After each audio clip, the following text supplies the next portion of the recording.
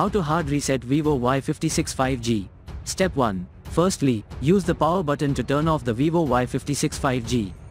Step 2. Secondly, hold down at the same time the power and the volume up buttons. Step 3. The fast boot mode should be on the screen. Here use the volume up to choose an option and the power key to confirm.